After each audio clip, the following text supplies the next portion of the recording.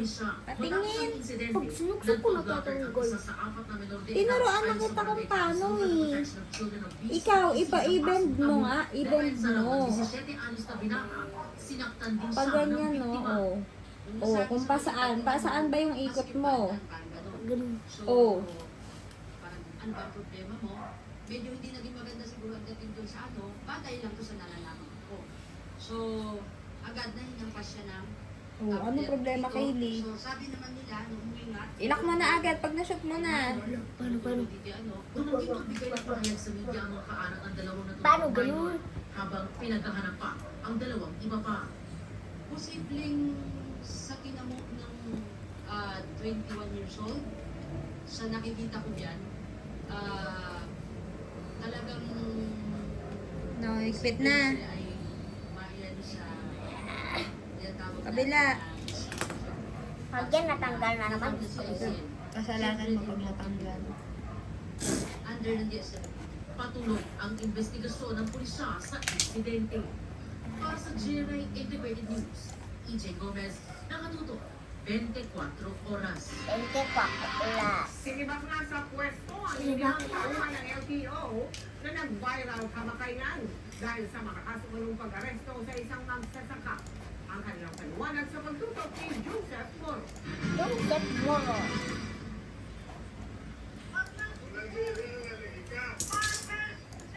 Ito ang nag-viral na video ng paghuli ng 5 LTO enforcers sa isang nagpakilalang magsasaka sa Panglao, Bohol nitong Biyernes. Hinuli ang senior citizen yung nakita ang may dalang bolo at tila pinagtulungan ng 5 LTO enforcer. Ang isa tila inambahan parang saksakang matanda. Sibak na sa pwesto ang 5 LTO enforcer. Pero paliwanag nila may mga ulat na makainom umano ang lalaki kaya nila ito dinakip.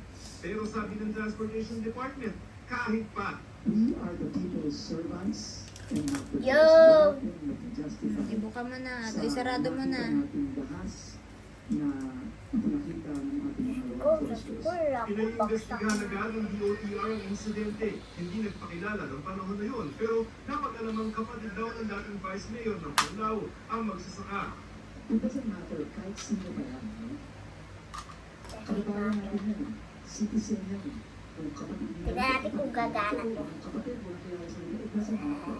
Nakaspakal din ang matanda dahil sa- Ikakalasin ka pa nga. Ito, kalasin mo pa Ayon ulit. sa DOTR, may operasyon Mas doon ng mga malap pa LTO enforcer galing sa Kalasin Cebu mo. laban sa mga kolorom ng mga sasakyan sa Panglao at nagkomento umano ang hinuling lalaki. Bakit ang hinuhuli nyo lang yung mga mahihirap? Puro motorcycles na po talaga. Doon nagsimula. Pinare-review na ng Department of Transportation yung protocol ng panlilitan ng mga enforcers sa mga motorista para masiguro na hindi daw ito naaabuso. Kahit daw si Transportation Secretary Vince Dizon nagtataka sa madalas yung nakikitang paninita sa mga motorsiklo. Pero hindi naman anya ipitigil ang mga operasyon habang may nangyayaring pagripaso. Laging pinapara at tinatagal. Pati ba yan pinapakalas ng teacher mo? Tinatanong ang bakit yan? It is incumbent on I don't know. law enforcement system I don't to always know. exercise maximum tolerance. Tanggal na? Pwede mo lang. Di ba po sila nag-iisa Ano yun? po- May natanggal na. nag-iisa po si Ma'am Ed. Ano? We apologize profusely for its happening. Para sa GMA Integrated News, Joseph Morong, nakatutok 24 oras. Posibleng nakaambag ang heat index sa sunog na Oh, wala ka, Campos sa Quezon City at nakaapekto Oh, sa mga my God. pamilya. Isa lang yan sa mga sumiklab na sunog ngayong araw. At nakatutok si Darlene Siniksik lang ni Papa. Nakikita nakapal na usok ang bumalot sa mga bahay dito sa daking Ganyan nga yun. Kasi kailangan mo siyang ipaikot yung cord. Kailangan mo ipaikot doon sa tornilyo. Okay na. Ganyan lang naman yun. Nakita mo na. Sarado mo na.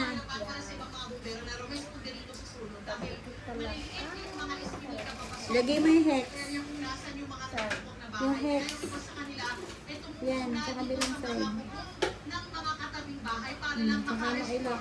Hawakan mo yun. Habang nilalak mo. May mga residente na hirapang huminga. May nawalan pa ng malay na agad binuhat palabas. Nang hina at nahirapan huminga ang fire volunteer na ito, kaya agad siyang isinakay sa ambulansya. Nagtulong-tulong naman ang mga responder na ilikas ang Huwag mo na ilapag. Hawakan mo lang. Nag-aalala rin si Elma para sa kanyang ina.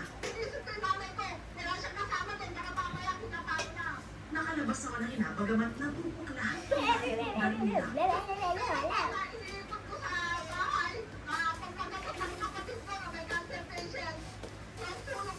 Anim na residente at 3 fire volunteer ang nagtamo ng minor injuries at nahirapang huminga. Hindi Nakalak bababa na. sa 50 pamilya ang nawalan ng tirahan ayon sa pamunuan ng Barangay Uti Campus. Try mo na. Kung gagana. Tignan natin kung sasabog. Ba't ganun? Nalaplos din ang sa pusa na pinapata naman ang paunang gulas. Umabot sa mahigit oras bago Ito ba yun? Hindi ko alam. Patingin. Bukod sa gawas light materials sa mga bahay at sa lakas ng hangin, Hindi nakakalasili eh. mataas na heat index o damang init din. Ang triangle of fire ay heat, oxygen, and fuel. Tawagin Ang heat na. po, mainit talaga, mas Papa. mabilis po masusunog. Sige, ilagay mo yung lock. Inakyat din ng BFP sa ikatlong palatang sunog sa sitio Kasagana, Barangay Alabang, Muntinlupa, pasado alas 5 kanina umaga. Gumamit ang Baliktad mga mo. modelo ng thermodrome para makita ang konsentrasyon ng apoy na tumupok sa tinatayang 50 bahay. Tulak na lang po kami. Saka mailak. Buti na may nagising sa amin isang tao. Naginising kami na ano. Huwag mo na nga bitawan. At kung pag binitawan mo, hindi niya maaano doon, masushoot. Kaya kahit anong ikot mo dyan, Kaylee, di aabot yun eh. Mas masalamat kami kay Lord dahil lahat ng mga apo ko nandito, pamilya ko nandito lahat. Napula ang apoy pagkatapos ng 2 oras. Nagsimula po ang sunog sa isang two-story na residential unit, residential house. So ito pong mga bahay na ito, ang aming pong Ang dami namang asukal, Kay, dyan. mga po ay concrete, while the second floor is an lang. Iniimbisihan pa rin ng Ano, okay na? Let's see.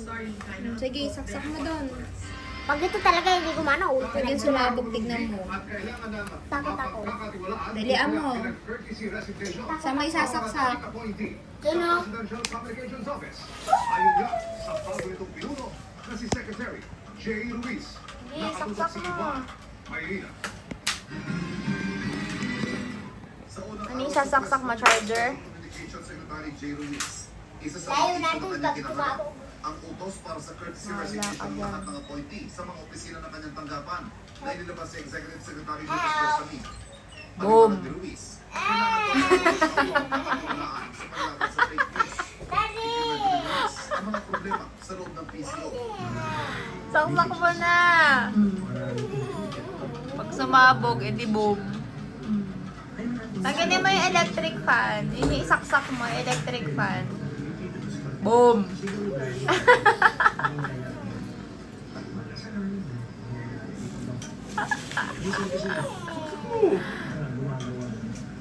Bilisan mo na. Ang sabi ni Oliver Samin, yung courtesy resignation. Saksak mo na! Para malaman natin kung sasabog o hindi. At may patupad. Kung basayan kayo, nilalo ko makukuryente ito Ang ka. pagbabantay sa fake news, pag-fact check, at paglalabas ng agarang tugon para sagutin ang mga maling informasyon. Ang pangunahing diskarte ng PCO ngayon, i-evaluate lahat ng pinagbitiw na appointee at saka dedesisyonan kung sila'y mananatili. Ay, naku, may paganyan-ganyan pa siya. Sa loob ng linggo ito, inaasahang mapupunan ng mababakanting posisyon. Bilis! Bakit? Sige. Boom! Boom!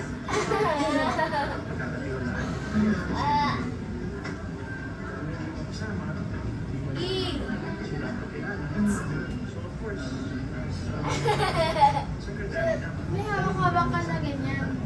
May lumabas na ulat na nakakuha mo ng kumpanya ni Luis na may 200 milyong piso kontrata. Oh, saksakan mo ng charger. Six office, ilang buwan bago siya tinalaga sa pwesto. Sa isang pahayag ng PCO, Cellphone nyo. hindi raw naging corporator o director si Luis sa Yung sa'yo na Enzo, para pag umilaw, alam mo na gumagana. sa kumpanya. Yung charger mo. Si Luis daw ay head lamang ng sales and marketing at naging authorized representative sa joint venture agreement. Nagbiliw daw si Luis sa kumpanya noong January 15, mahigit isang buwan bago na-appoint sa pwesto. Para sa GMA Integrated News, Ivan Mayrina na atuto, 24. Sasaksak. Yung sa'yo na nga charger, para pag umilaw, alam mo na may kuryente. Nasabihan ng United Nations ang Russia. Hindi nakikinig. Ng militar dito sa Ukraine. Pero ang Amerika, pumali sa Russia. Sinulan niya ang pagpapamukha ni US President Donald Trump kay Ukraine President Volodymyr Zelensky ng tulong ng Amerika sa Ukraine. Nakatutok Ilaw. si JP Ha? Umiilaw? Para sa resolusyon Okay na yan. na pinagsasabihan ng Russia na alisin na ang militar